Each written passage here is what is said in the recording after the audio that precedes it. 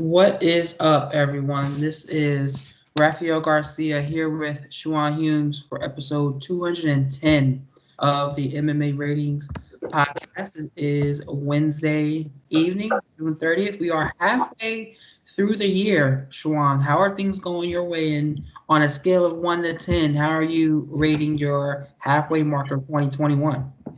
Not too bad. Probably like a 7. I gotta move again. I don't like moving, so that's gonna be awful. And then I gotta help the 3 kids move, which is gonna. So it's like 4 different moving situations. So I'm not looking forward to July or August at all, to be quite honest.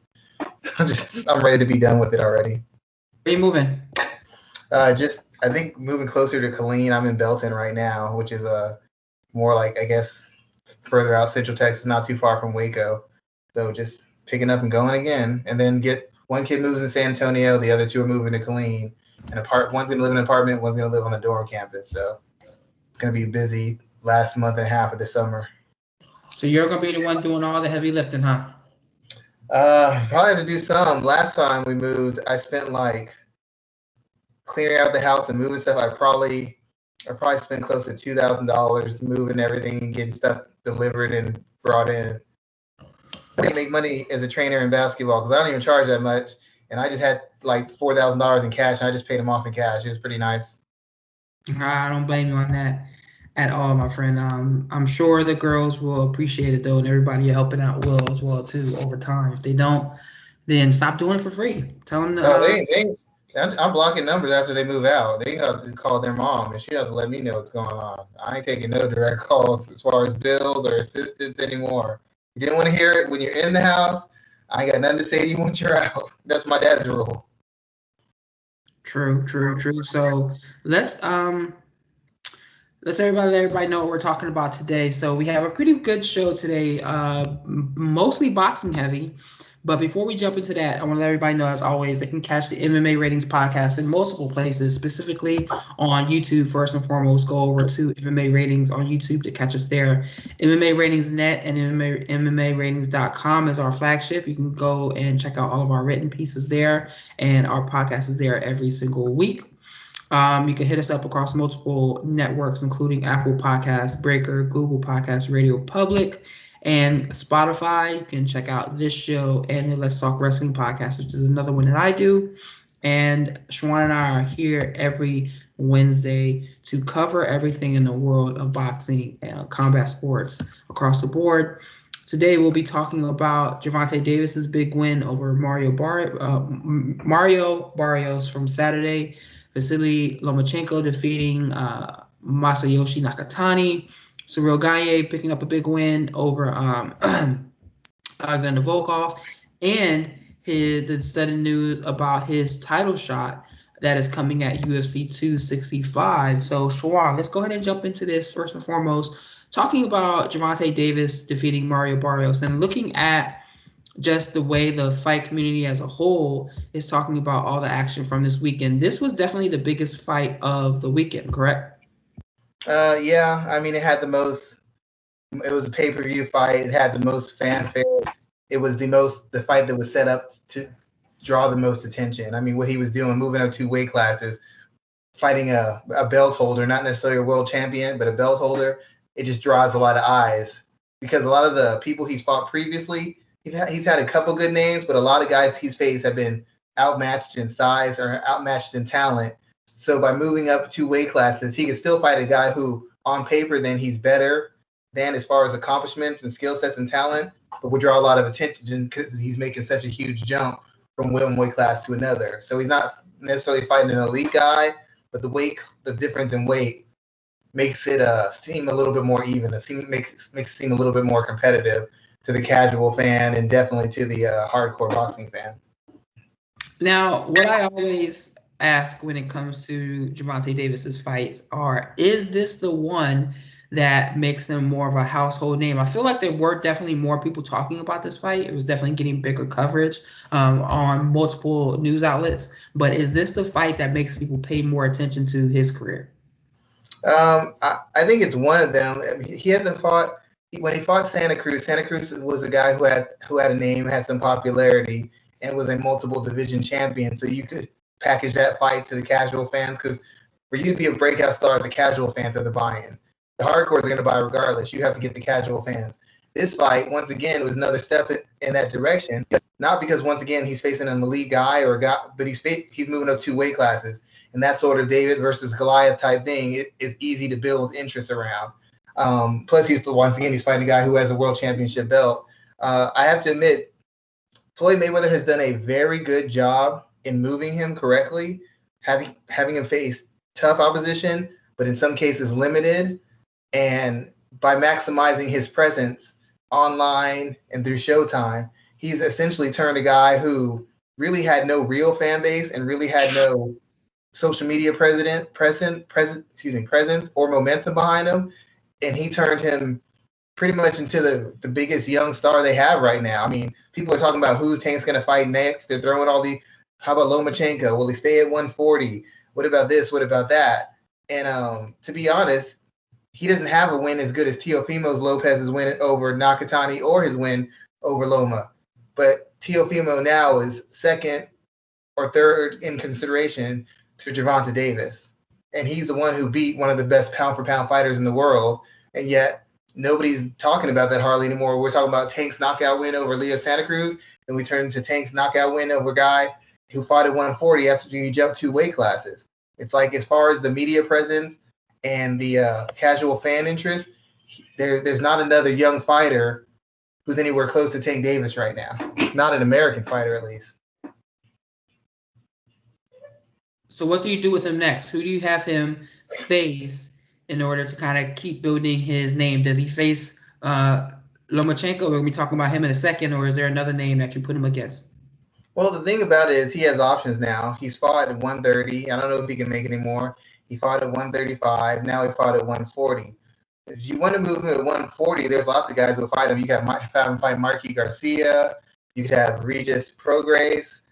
Maybe, I don't think Josh Taylor, because Floyd wants to keep him fighting PBC fighters. So they have a lot of second and third tier type fighters they could throw him in with. Not that they're bad fighters, but they're not maybe as accomplished, or they're not as known as some of the other fighters such as Josh Taylor. They're not as known as him. But if he stays at 140, the problem is he faced a guy who's not really known as a puncher, a guy who's not a great athlete. The guy is a tough guy. He's a well-conditioned guy. He's a very technically aware and clean fighter, but he's not a power puncher. So in spots, you saw Gervonta Davis having issues with him. He's not used to throwing in volume, so his usual 1 or 2, 3 punch explosions wasn't working against a guy who was long and could avoid him, or who was big and strong enough that he could take 1 or 2 big shots at a time. Until Gervonta Davis put his foot on the gas and upped his volume, he really wasn't hurting Barrios. He wasn't really putting any heat on Barrios. And even Floyd Mayweather, Floyd's not going to say it, but when Floyd said, "You're down on the official card, you need to step it up," that's basically Floyd saying, "I'm watching this fight. I'm your guy. I believe in you, and even I think you're losing." So he was losing to a guy who's not a great athlete, not a great puncher, and a good, not great technical boxer. Basically because of the guy's game plan, the guy's length, and the guy's physical durability as a result of size. Against the better 140 guys, they can punch. We don't know how good a chin Tank has, because Tank has never fought a puncher at any weight class. The best fighter he fought at Jose Pedraza, not a puncher. Leo Santa Cruz, not a puncher. Mario Barrios, not a puncher. Urquiz Gamboa, no longer a puncher. We haven't seen him in with a puncher. So I don't know how far you can move him at 140, because we don't know how he handles real power. We know his power holds up to a degree, but we don't know how he handles when a guy hits him clean who can really hit. So 140, you have some big fights, but they're a little bit riskier. I'm not sure if he can make 135. If he could fight Lomachenko, because that's Lomachenko's limit. He can't go up any further, and he'd have a size advantage, a strength advantage, a youth advantage, an explosiveness advantage. But once again, the fact of the matter is Loma's outside of PBC. So if he's outside of PBC and Floyd is saying we're only fighting PBC guys because we're not making another company great, all those guys like Teofimo, Loma, Devin Haney, or whoever, they're off the market because they're not under Al Heyman's influence, or not under Floyd's influence, and they're not going to give another company money and let them make a name off of Gervonta Davis. So a lot of potential matchups we'd like to see are just not there. But the fact that they're talking about him with Gervonta Davis shows that he's crossing over into stardom, because these things have been told are off the table and people are still talking about them. It's like a toy your mom says you're not getting and you still bring it up every single day. That's how popular that toy is. She told you ain't getting it, and she's gonna slap you next time you say it, and you're still saying it. Then you get smacked and you're still saying. That's how people are with Gervonta. He's got a clear path. Floyd's gonna build him in a very specific way. And even though people are being told this fight isn't allowed, we're not talking about these guys, people keep bringing up his name in every single big fight.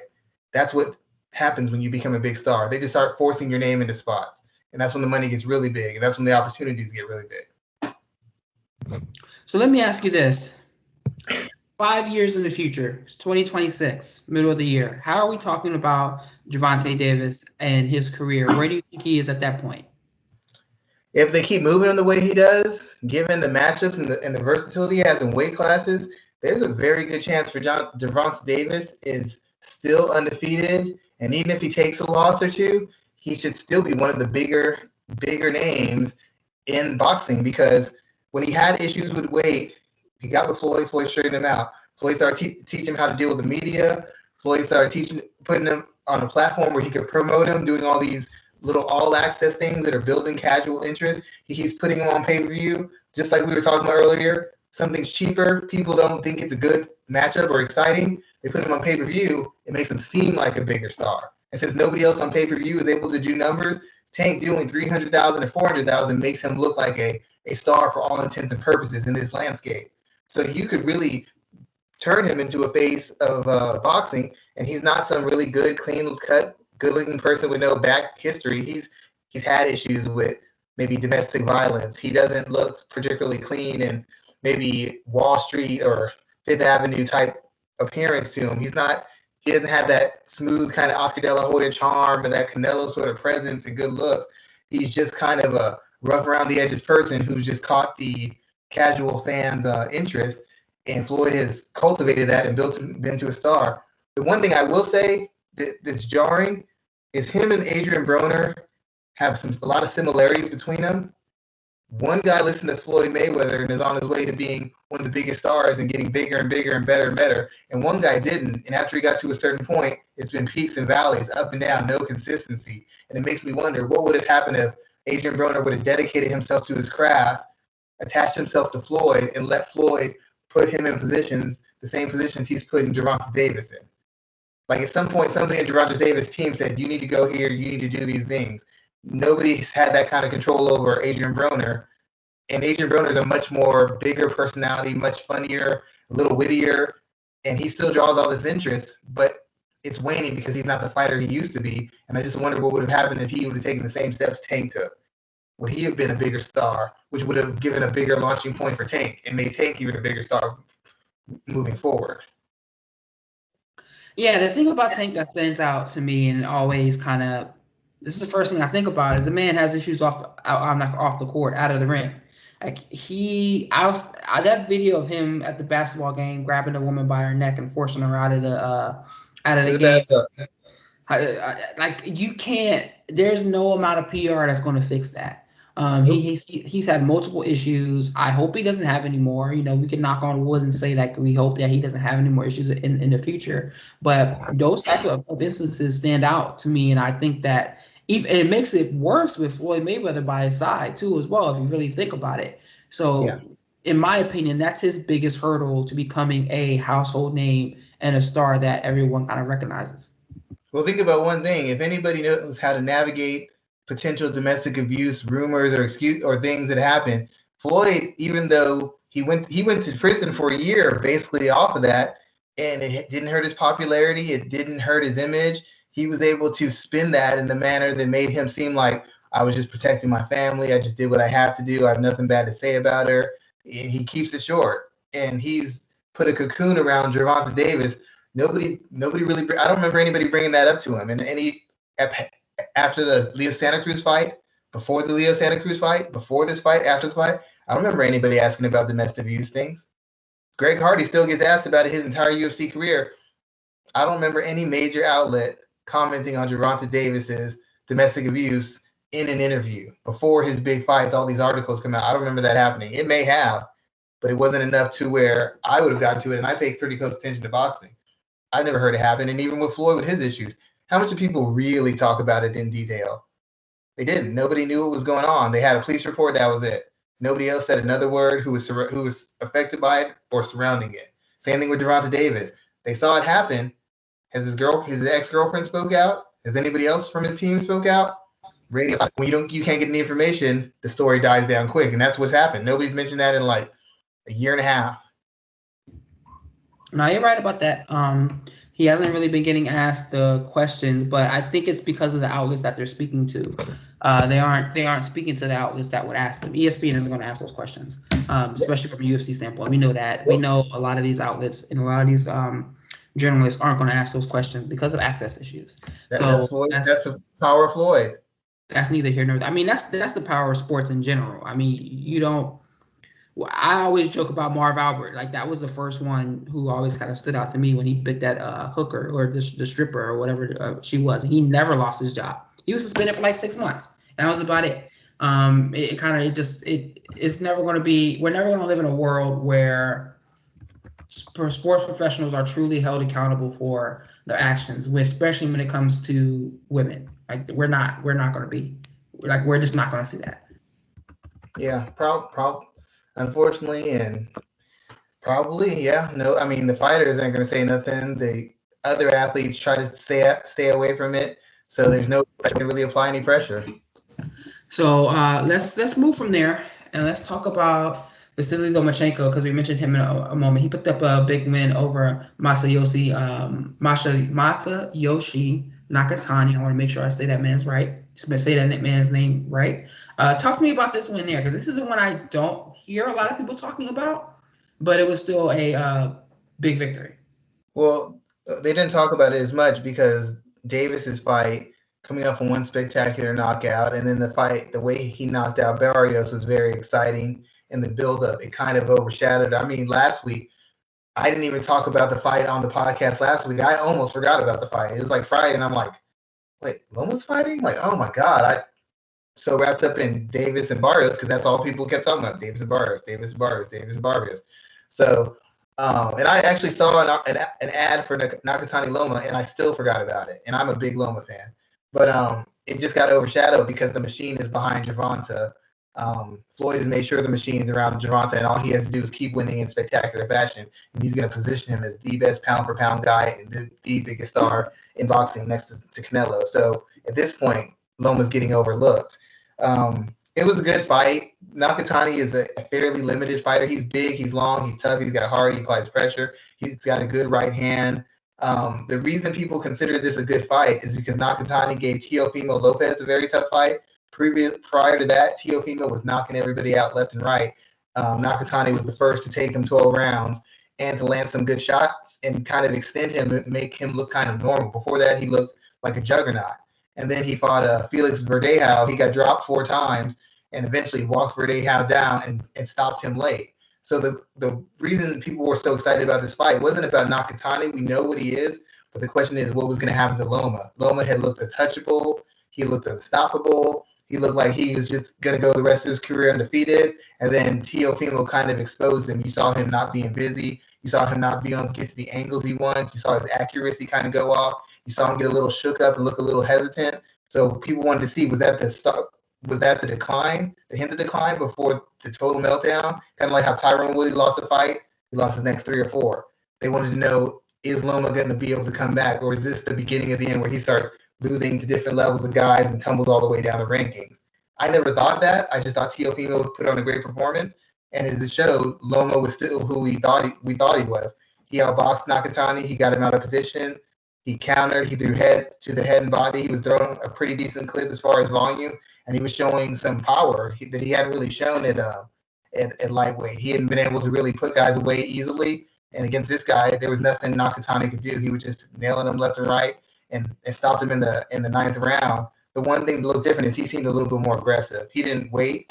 He wasn't just trying to find his range and figure it out. He came out trying to fire, countering aggressively, leading aggressively, and Nakatani didn't have the defense or the countering skills to do anything to keep him off him. So people are saying that Loma's back. The thing about it is when you lose in boxing or MMA, people say you're exposed. They say you're a fraud. They act like you can't fight. Just because he lost to a great fighter does not mean that every fighter in the division is going to walk through Vasiliy Lomachenko. That's just a ridiculous thing, but that's how a lot of casual people thought. I wasn't one of them. And he came back and he made a guy who's a maybe top 10, 10-ish, top 7 to 10-ish type fighter.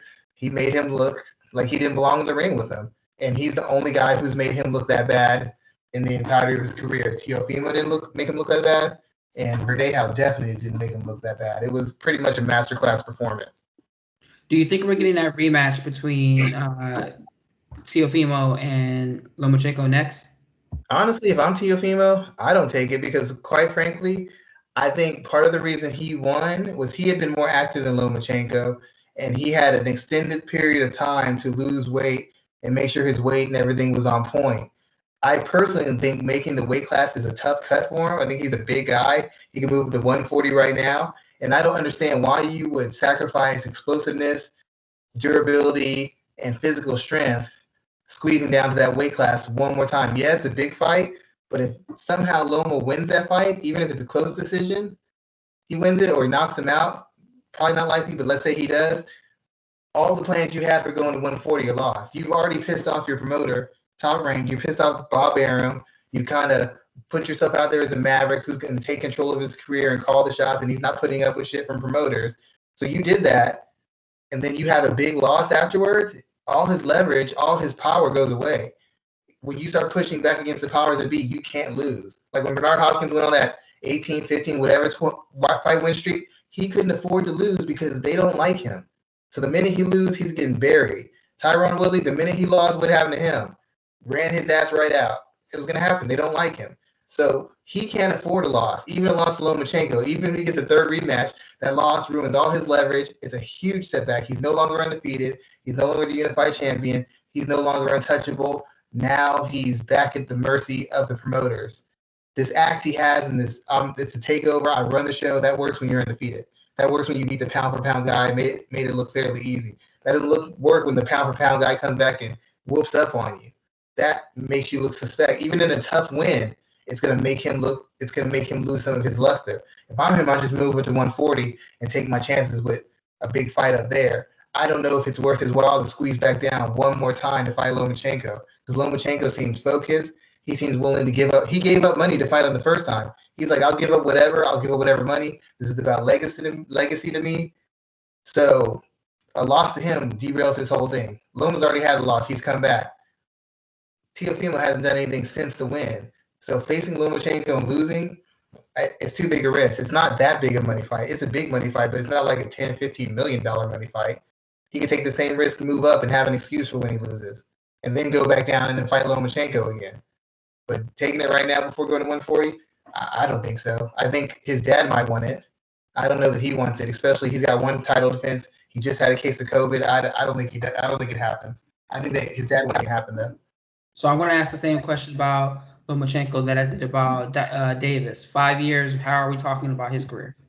I don't think Lomachenko ain't going to be here 5 years. I think he's got another 2 maybe. He fought a long time as an amateur. I mean, he fought a long time as an amateur. He just came off of surgery. He's already in physical decline. 1, he's declining because he's old. 2, he's physically declining because he's fighting a weight class higher than he should be. He's fighting guys who are coming into the ring at 145, 143, 150, when he's literally coming into the ring about 135. So it's like a 10 to 15, 13 pound difference. In grappling, that's manageable maybe. In striking arts, you don't want a guy who can punch and kick, who's 15 pounds heavier than you, punching and kicking you. It's like Sakuraba would always fight those weight classes that put wear and tear on his body that shortened his prime. Lomachenko has already hit the full maximum weight he can go to. And at 135, he's taking more punishment. His power hasn't been there. He's had to work harder. So you've seen the chinks in his armor. You've seen the slow decline. You've seen the reflexes be a little bit off. I think he'll be here for 2 years. 5 years after this, he'll be considered one of the best fighters of all time because he won a title in his 3rd fight. He challenged for a world title in his 2nd fight. He was one of the best amateur boxers of all time. In his brief period in boxing as a pro, he was a pound-for-pound entrant, probably no lower than number 3, maybe number 5 now, and he beat a who's who of former title holders, current title holders, and guys who are established amateurs and successful pros. He beat them and made it look easy.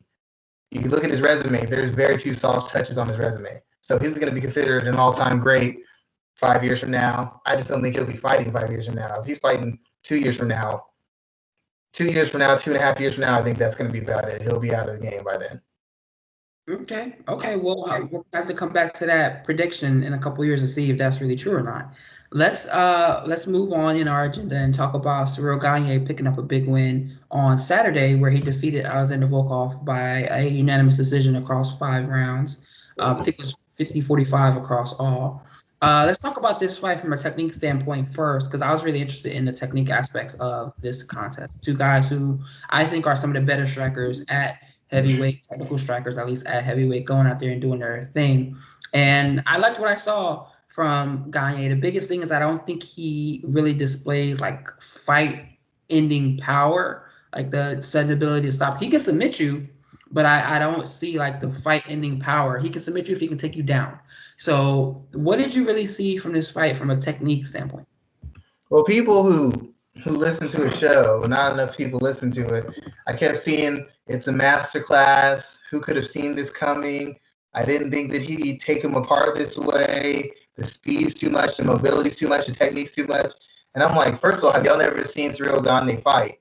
Clearly you haven't. Second of all, have you never seen Alexander Volkov fight? Clearly you haven't, because if you're surprised by what you're seeing from a technical and strategical positioning, then you don't know either one of these guys. Volkov's technically sound, but he's fairly one-dimensional in what he does. He's not very mobile. He's not light on his feet. He leans on his ability to throw variety and throw volume, but that requires him to build momentum. If you're turning him, if you're exiting on ankles, if you're able to feint a little bit and you got a quick twitch, quick lead hand, you're pretty explosive, he can't just open up on you, because he likes to have you cornered. He likes to have you right in front of him. He likes to have you backing up in a straight line. If you look at the fight, Gane was controlling him with his lead hand. He stayed at a certain range where Volkov would have to either reach a little bit or he'd have to step in. And when he stepped in, he either met him halfway with a counter shot or he backed up to where he would chase and then he would counter again. But at no point could Volkov put 2, 3, 4, 5, 6 punches together, because every time he took a step to get into range, Gane would hit him with a front kick, hit him with a jab, or feint him, step back, boom, then get back out and make Volkov reset and start all over again. So Volkov needed momentum. He needed to bring his physicality and his pace into the fight. And because of Gane's footwork and his accuracy and his quickness and his mobility, Volkov was never able to do that. And that was pretty much it. If Volkov can't get going, it's like a chainsaw. It's not dangerous unless you let it get started. Until you let Volkov get started, he's an average heavyweight, maybe even a below average heavyweight. He has to get momentum. He's a momentum fighter. And if you're not going to stay in front of him and engage in exchanges and back straight up or come straight in, he's incapable of throwing enough volume to do the damage he needs, because he's not a big puncher either. So did you see enough, and we're going to talk about this during the news section as well too, when we talk about the fight that was announced for Gane, but did you see enough from him that makes him an exciting candidate to fight against, who are the top names at heavyweight? Stipe, Derrick, and Francis Ngannou. Did you see enough from him in this fight on Saturday and from previous fights? I mean, he's only 9-0. So did we see enough from him before this fight and including Saturday that makes him an elite contender, in your opinion? I mean, you didn't see that. You saw snappy power, you saw sharp power, you saw good hand speed, you saw agility, you saw mobility. You didn't really see a killer instinct against the 2 best fighters he had as far as durability, skill set, and experience. He didn't look dynamic. Against Rosenstruck, that was boring as fuck. I know, because I talked to Rosenstruck's camp. I had some ideas about what to do with Gane, and they weren't executed. Nothing against the fighter, nothing against the camp. It just wasn't executed. I think the movement and the length and the athleticism was a bit of an issue, same way it was for Volkov. So you see the skills, you see the physical talent. What you don't really see is that destructive kind of nature that draws fans in. You know, this fight, as good as it was, as much of a domination, it turned into a bit of a slog because Volkov wasn't willing to walk through fire to put shots together, and then he didn't have the technical skills to stay at range, so it became fairly one-sided and pretty much uneventful. So as a part of athleticism, yeah, he's probably, if not one or two, the best athlete in the division. Technically striking, he's probably no worse than one or two in the division as far as striking skills and experience. And you could have some excitement because he's the kind of fighter, due to the fact that he doesn't really punch, in my opinion, with mean intentions. He's not a dynamic finisher. He's going to give you moments to win from the beginning and the end of the fight. JDS had moments against Cyril Gane, and his chin has been gone for years. Francis Ngannou, with his power and athleticism, is going to have a chance to have moments. Derrick Lewis is limited and flawed as he is as a fighter. He is a counter fighter, and he is a dynamic, explosive athlete, and he is one of the biggest pound-for-pound punchers in the division. So throughout the fight, he's always going to have an opportunity because Gane is a guy who's very systematic. He's very safety first, and he's going to pick his spots and break you down over the length. He's not going to pile it on trying to finish you. That's not the kind of guy he is. He's safety first. It's good because it makes you hard to hit, but it's bad because it keeps your guy in the fight. If your guy's mentally strong enough, it's going to keep him in the fight long enough where he's going to have a moment to win and turn the fight at any moment. If Alexander Volkov can land a two-punch combination on you, then I know Derrick Lewis can land a two-punch combination on you. The difference is, even if you have your guard up, even if you roll with the shot, Derrick Lewis's shot might kill you, whereas Alexander Volkov's shot is just going to, mess up your hair, make you have to think a little bit. So I want to just fought enough. I want to know what Gane looks like under sound pressure. We see a lot. Well, you're not going to get that against Ngannou or Lewis. Conceptually, they put pressure on you because of their explosiveness and the fact that they're aggressive counter punchers.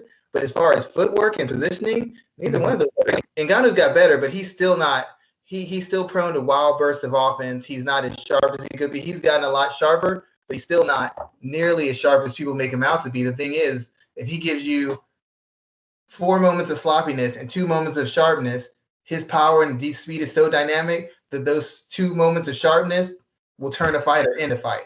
So people are like, oh, look how dynamic, how quick he is. Well, if I'm 3 times faster than somebody, I'm going to look really dynamic. And if I hit 4 times harder than anybody else in the division, me landing 1 sharp jab where somebody's like, look how crisp his jab is. Well, this is a fight ender. Me landing 1 short right cross, that's a fight ender. So we still don't know that if Ngannou gets past a certain punch count or fights past a certain pace, that his technique holds up. And we know Derrick Lewis is purely an IQ strategy fighter. His technique is not bad, but I mean, would you consider him even a top 15 striker as far as actual skill and defensive awareness?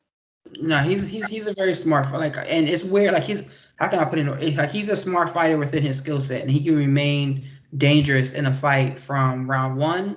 We've seen him look dangerous in round 3, 4, and 5. So I think that's kind of what fits him. And everybody looks at him like as a comedy character, but he's not at all. He's a dangerous threat. What do you think Gane would look like against someone like Stipe, someone who can offer pressure in a technical way? I see that, but Stipe's slow. I know Stipe. I've known his trainer. We've had long conversations. Great guy. Stipe's slow as fuck. Daniel Cormier, excuse my language. Oh my God, your mom's gonna watch this and be like, "Hit that dude off." And my mom's heard me cuss more times on this show than she probably would like. Whatever. Okay. Well, I try to put myself above such a ruffian as yourself, but now you brought me your level. Thank you very much. You're right. But Stipe, as good as he's been, what is historically troubled Stipe? Speed.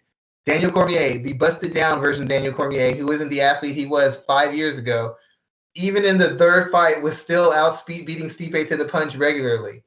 He was consistently beating him to the punch. Stipe has a problem with speed. He has a problem with mobility. Gane is a very fast, mobile guy. Is Stipe going to be able to pressure him to the cage? Well, Gane knows how to angle out, and he knows how to circle out. 2 things that Daniel Cormier doesn't know how to do. So I don't know that Gane hits hard enough to just one punch him and really put him on his heels. Stipe could probably work into a rhythm against him if his chin is still there, because he doesn't have Lewis kind of power. He doesn't have Ngannou kind of power. But the fact of the matter is, Gane is still fast, and Gane's light on his feet and defensively sound. So that jab, jab, body shot, that fake high, go low, fake low, go high. All those little tricks that Stipe does, they work on Daniel Cormier's and Alistair Overeem's and other guys like that. It's not going to work as well against Gane. For one thing, he's got a jab that he sticks to. Stipe has a great jab, but he don't always use it. And if he's not on his jab, it's going to be target practice. He'll have the bigger power. He'll have the wrestling chops, but he's facing a quicker, mobile athlete who's not going to give him those opportunities up in cage to cage, who's not going to back up in a straight line, who's not going to stand in front of him, who's not going to get into a firefight. So could Stipe win and grind him out? Sure. But the version of Stipe I've seen in the last couple of years, he might struggle to win 2 rounds. Yeah, I think I would be interested in that. I don't really want to cover anything else from UFC Fight Night 190 or Bellator 261. I kind of want to. Wait. I just have to take a moment about Bellator. Go ahead. Before that fight with Liz Carmouche, everybody kept saying Liz is boring, Liz is trash. She's gonna fight this girl, and she's such a great judoka. She's a great athlete. She's gonna grab her, throw her in the head, and submit her. And I'm like, you haven't seen this girl's last fight. You don't understand. Even if you're a great grappler with that transition, the fact that the fight starts at a distance and the fight requires you to get through strikes to get these clinches and body locks and head knock throws and sweeps, you got to get to their body, which means you have to get through my hands and my legs. My legs first, my hands. Liz Carmouche is very experienced. She's one of the most experienced current fighters. She fought Rousey. She's fought Shevchenko. She's really fought the best of the best at every level. She was, I think, a champion in Strikeforce, champion in Invicta, challenged for 2 belts in the UFC. Now, they might not have been very exciting fights, but that puts on a certain level as far as experience, poise, and quality of opposition. You're not just going to throw her in with some rookie who thinks she's going to just have her way with her. And the biggest issue is because Liz has learned how to make fights ugly and make fights boring. And if you're not a precision striker or you're not a fighter with a certain amount of control and discipline, when she doesn't engage in you right away, she kind of stays up right on that edge. It's what I found when you spar MMA fighters. Their whole thing is take over the cage, get their hands on you, make it physical, make it a pace issue. So if you stay right on the edge and they can't get to you right away, they start reaching for takedowns, reaching for clinches, reaching with punches. Opponent reached, she countered, and then she just took over. The girl at no point was able to recover. She just poured it on, and finished her. That was just veteran class. And people think because Valentina Shevchenko beats the brace off you that you're trash. No, Valentina Shevchenko is almost untouchable at flyweight. That's like saying because you lost to prime Conor McGregor or prime Jose Aldo, you don't know how to fight. Because you lost to the top 3 pound-for-pound fighter in the world, you don't know how to fight? No, that just means they're that much better than you. So because she lost that fight to Shevchenko in such boring fashion, people actually thought that Liz Carmouche had lost her fastball. She just chooses to fight in a manner that minimizes damage and allows her to get by eking out wins by having a couple big moments of offense. If you force her to a point or you give her an opening where she can finish you, she will. Or if you force her to get in exchanges, Liz Carmouche can go there, but she's a veteran. She's only going to expend the energy necessary. It's like the Wizards version of Michael Jordan. He couldn't do it every night, but if you pushed him and challenged him, Jordan would drop 45. When you rest time, he's just going to get in the post, do his mid-range, turn around, one dribble pull up, get his 25, get the hell out. Pick his spots. That's all she does. And people mistake picking your spots and fighting with poise and discipline for being boring and being unable to fight. There's levels for a reason. Losing to Shevchenko doesn't mean you're not elite. It means you're not the elite fighter. It don't mean you're not elite. It just means you're not the elite fighter. She's still got light years ahead of most of these girls. And you have a fighter who's very one-dimensional, has no striking game, and relies purely on her ability to get takedowns against somebody with Carmouche's physical strength and experience. Recipe for disaster. It was supposed to be a showcase fight, but it ended up being a showcase fight for Carmouche. And yet another high-profile Bellator signee gets knocked off the pedestal in their first or second fight. So they're doing a great job of developing this young talent and building them up. This Carmouche ain't someone to be fucked with, man. Like, she is going to be a tough out from now until the time she decides to retire. And it's because she can do just about everything that's needed to be effective in MMA, especially in women's MMA, where the skill gaps are still kind of wider than you would like them to be in some spaces. So she's going to be a threat for as long as she decides to. Will she be a champion? I don't know, because the woman who has the Bellator title now is pretty damn tough. Yeah. But she's going to be someone that if you can't beat her, you're not going to be able to challenge for a title no matter where you go. Yeah, I mean, she's still one of the better athletes, even at this age. She's still one of the more physical fighters. She's still, as far as all-round skills and being able to competently perform at each level, she's still one of the best, and she's one of the most accomplished. Look at her resume. Look at the people she's fought. Look at the people she's fought, win or lose. Look at who she's fought and who she's beat. Most of them are top-ranked 5 fighters in multiple divisions. How do you look at that person and say, "Oh, I want that fight in my second fight"? Nah. It's funny. She came to DC. She was actually at my gym the day she learned she got cut from the UFC in 2019, and she was like wrecking fools that night because nobody knew who she was. Like oddly enough, which I find weird. I was the only person that knew who she was, and she was just wrecking people left and right. So I was just like, well, you do understand she's fought for 2 UFC titles. I was telling people at the end of the class, and they were like, oh, now it makes sense. But yeah, she's always been the real deal. I want to get to our last topic because we're running up on 45 minutes already. Let's talk about this fight between Cyril Gane and Derrick Lewis for the interim heavyweight title that's been announced for UFC 265. So let's give you a little bit of background from here. Francis Ngannou wins the title in March. He knocks out Stipe Miocic. He becomes heavyweight champion. This is after waiting out Stipe and DC's trilogy fight, and also taking fights during that time. He wasn't just sitting on the sideline, but he took 2 fights and got 2 victories after losing to Stipe the first time. So he fights his way back to a title shot, and then he has to wait. There was no interim title opportunity, no stripping of Stipe, none of that. And now we're in a situation where he wins the belt, and he, according to his representation, asked for a fight in September because he wanted to go back to Africa to visit his family. And that was what they were pushing for. According to his manager, they signed a contract to fight in September. UFC comes out with this contract with this fight with Gane and Derrick Lewis for interim title. Dana White is doing Dana White shit and bashing Ngannou's management in the press. And he says something very interesting, not very surprising, but still interesting, where he said that he hopes Ngannou gets better representation around him. And I laughed at that statement as the news is coming out, because last Friday Ngannou has a cameo in the highest grossing movie that's out right now, Fast 9. I don't know if you've seen it. I don't know if anyone else has really, but he has a cameo in that movie. He only has like 1 or 2 speaking lines. Did Vince Diesel whoop his ass? No. Han, the guy who comes back from the dead, basically kills him. But still, he's in that movie. So for Dana White to be talking bad about his management got him in the biggest movie franchise, one of the biggest movie franchises around. So I think they're doing right by him.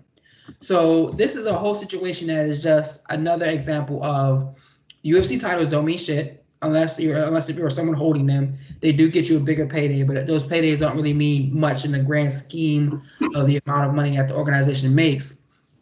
And this, in my opinion, it's just another, we can sit here and talk about it all day, but it's just another example of why the fighters need to figure out how to come together and how to have their management better represent them when it comes time for these contracts and these fight announcements. The problem is the fighters, there's no money in fighting generally until you turn pro. I'll use basketball as an example because I work with fighters. I work with basketball players.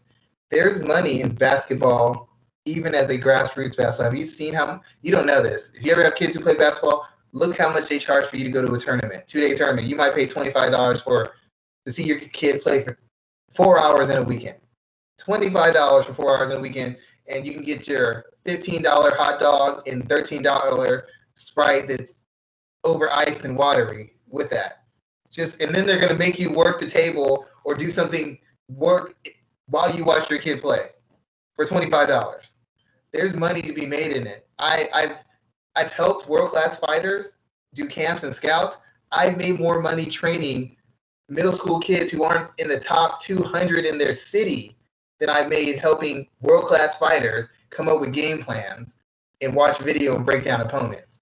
There's more money in every other sport at a grassroots college level, intermediate level than there is in combat sports. So for that reason, that plays a large part in it.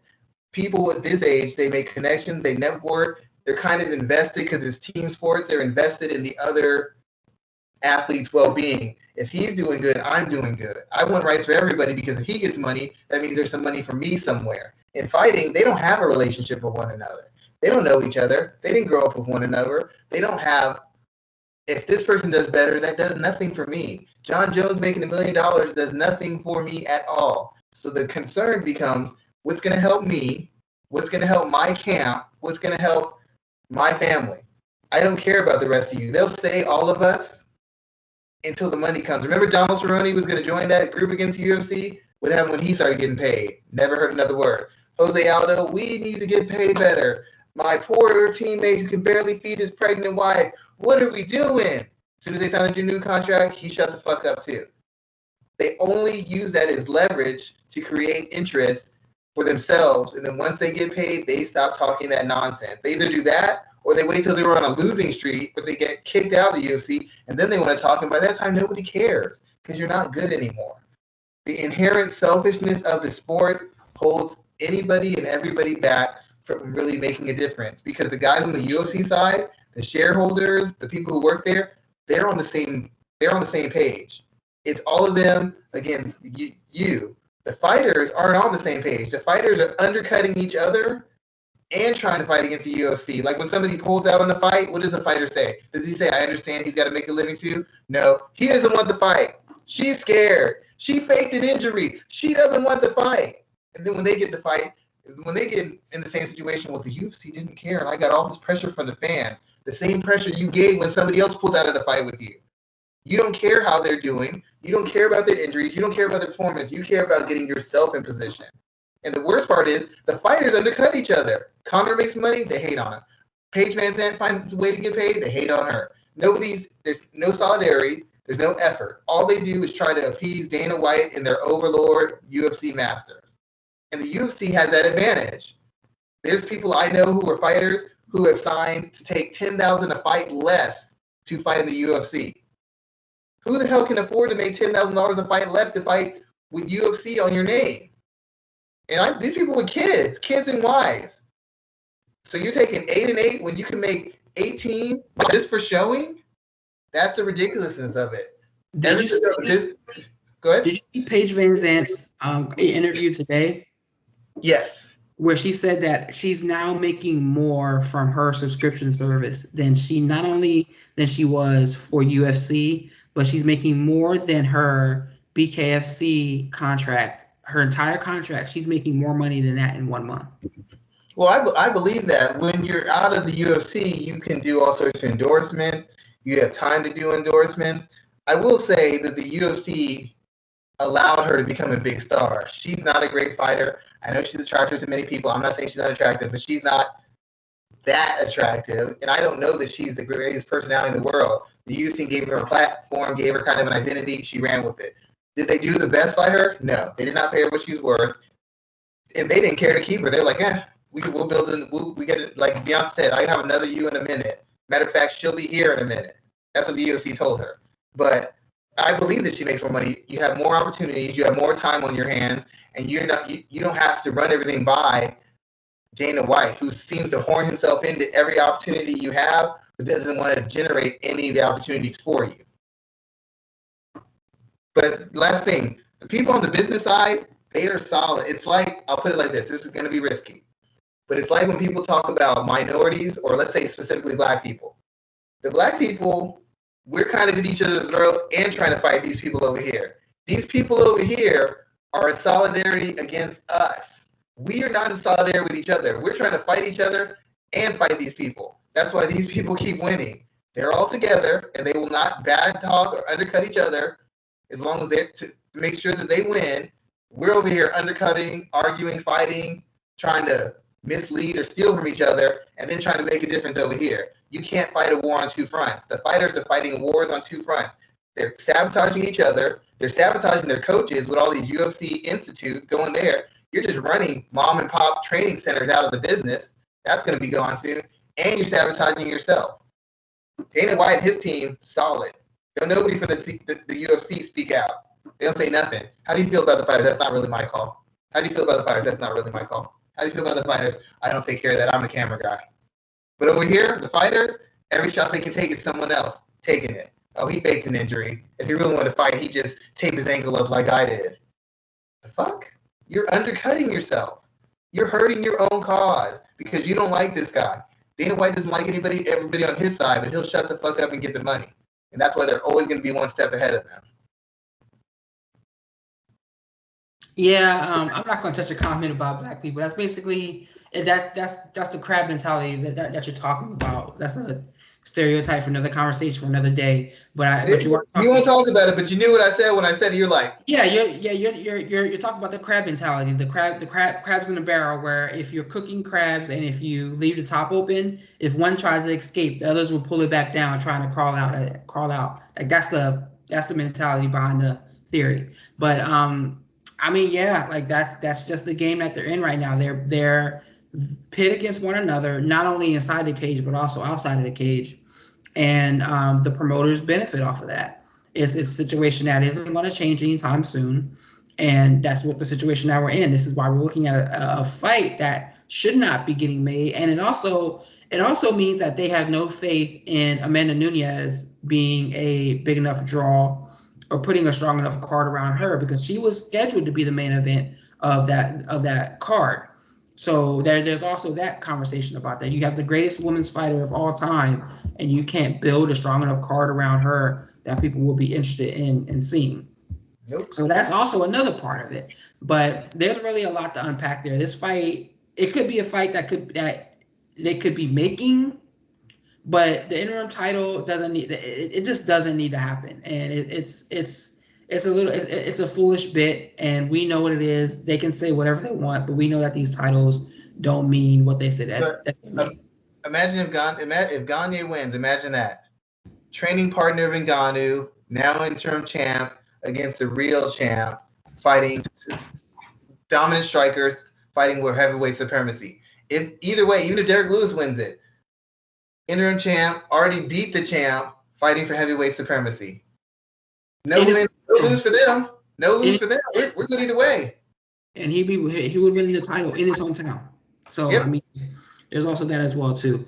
So Schwan, why don't you let everybody know what you're working on this week? Let's go ahead and close out the show. Also, well, last thing I want to talk about. Did you see the story about, because it links to what we were just talking about. Did you see the story about Sarah Alpar and her GoFundMe?